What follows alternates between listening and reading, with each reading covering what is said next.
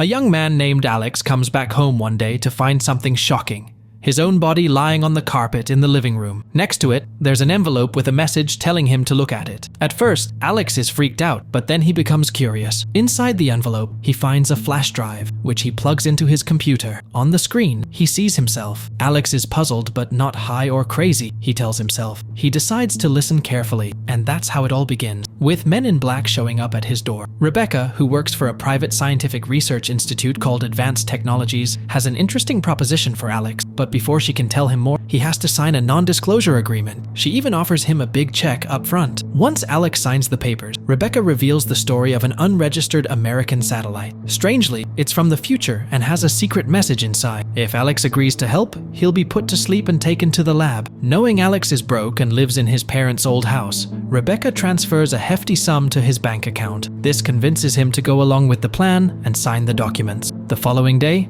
Alex is driven to a secret location and given an injection that makes him fall asleep. When he wakes up, he finds himself in a hidden laboratory shown to him by Rebecca.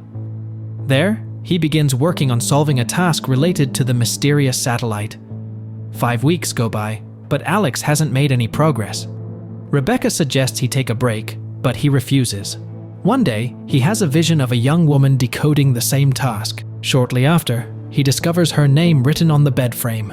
With her help, Alex starts decrypting part of the code, which includes drawings of an unknown device. Rebecca eventually tells Alex his work is finished and he'll be taken home. Back at home, Alex feels unwell, attributing it to fatigue and stress. However, his condition worsens over the next few days, and he starts experiencing persistent hallucinations. One day, 2 strange-looking men show up at his door, asking why he agreed to decrypt the code. Alex is confused because he sees it as just a well-paying job. The men continue to question him about the morality of his actions, as the device created from the code could be the most powerful weapon in the world. Alex's head starts hurting, and he asks the men to leave. They thank him for his answers and depart. After feeling better, Alex sits down at his computer, but then Rebecca calls, reminding him about the signed non-disclosure agreements. Alex feels angry, realizing that the institute is monitoring him. When he returns to the computer, the lights suddenly go out in his house. Outside, he spots one of the men who questioned him across the street. But the man starts growing in size,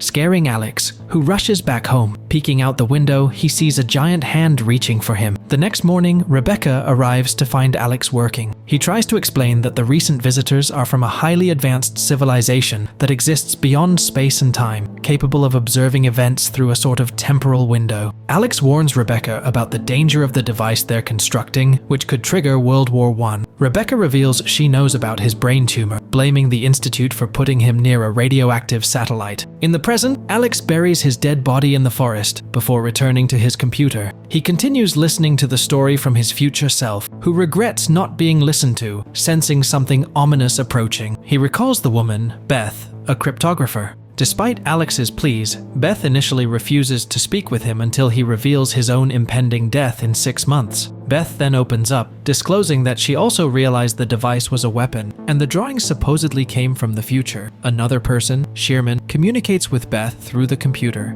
sending her tasks to solve. When she feels normal, Beth works on these tasks. However, she starts feeling unwell, so a man takes her to the bedroom while he explores downstairs. He sees reflections of Beth's life in the mirrors, witnessing moments like her saying goodbye to her military love and contemplating suicide. But then, his attention shifts to a message from Shearman on the computer. Alex responds to Shearman, but Shearman realizes it's not Beth and disconnects. Later, the man finds himself on Beth's sofa, surrounded by printed papers of tasks from Shearman. He explains to Beth that these papers are pieces of a puzzle that can provide answers when assembled. It's evident that Shearman doesn't work at the institute. Alex urges Beth to help stop the creation of a deadly machine. Beth reveals that she fell ill after working with the satellite, experiencing hallucinations and pondering a message from the future. She wonders if it's possible to contact the sender, as she's begun hearing voices of the deceased and even her own voice. Though skeptical of aliens, she asks Alex to leave. Alex returns home to find men in black waiting for him. Rebecca orders him to stop seeing Beth and advises him to use his remaining time wisely. Angry, Alex dismisses the guests, but upon entering his house, he discovers that all his papers with conclusions have vanished. Meanwhile, Beth witnesses a bright light at her house, making her feel ill. Terrified, she screams and tries to hide. Alex tries to drown his thoughts in alcohol when he receives a message from Shefferman on his computer. He suspects Rebecca is behind this alias, but the person denies it. Suddenly, the doorbell rings, and it's Beth at the doorstep. Siobhan directed her there and sent her blueprints of a device capable of destroying future technology. Together, they start developing a virus to counter the machine created from the blueprints they decrypted. The next morning, Rebecca arrives at Alex's house, revealing that the Institute knows about their work and is on its way. She identifies herself as Shefferman and hopes to destroy the device with their help. As cars approach the house, Alex and Beth escape through the back exit. Rebecca is captured, injected, and taken away in a car. Later that evening, Alex and Beth reach scientist Miles, who recognizes them and reveals that the ancient satellite was not the only one. There was another satellite orbiting Earth for about 400 years, possibly placed by unknown beings from the future. Miles explains that the second device being created at the Institute could grant these beings access to the human dimension, allowing them to manipulate reality. He believes aliens exist in multiple dimensions, and that the second device could alter reality itself. Miles is starting to grasp the gist of the situation, but he can't fully explain it. He mentions that even the appearance of aliens is shaped by the human brain. He has been seeing a huge alien in his garden for over 30 years, but his guests can't see it. Miles believes the tumor in their heads helps them perceive the alien's reality. Alex suggests destroying the device, but Miles warns that it could be rebuilt. They decide to erase all data from the server, though the Institute's location is unknown. Miles reveals he's one of its founders and shows them a detailed map. Suddenly, there's a loud bang at the door, and Alex and Beth flee while Miles deals with the angry alien. They locate the Institute and sneak inside through a hatch. Inside, they split up to improve their chances of finding the lab. Alex notices a guard behaving strangely, and Beth realizes they're stuck in a time loop. Despite this, she activates a bomb but can't leave due to the loop. Alex tries to move the bomb but is stopped by an alien,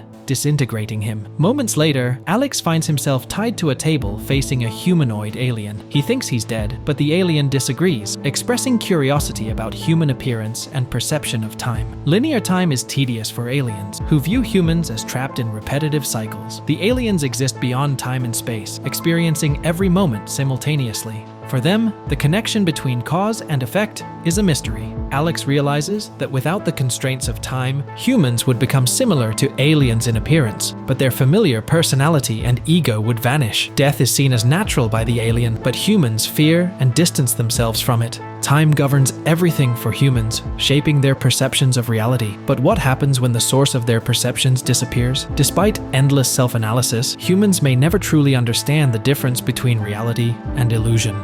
With each new experience, a new reality is born, presenting individuals with constant choices. Feeling unwell, Alex is offered by the alien to return to a moment before he got sick, armed with his current knowledge. However, Alex realizes that changing his behavior won't alter the situation. He admits that humans don't truly choose their fate. The humanoid questions whether returning to the past will make any difference.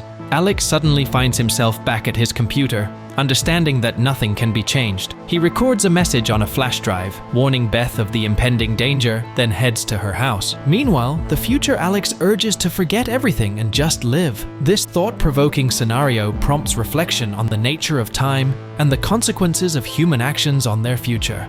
Here you will get mind-blowing movie recaps every time. Show your support to the channel. Thanks.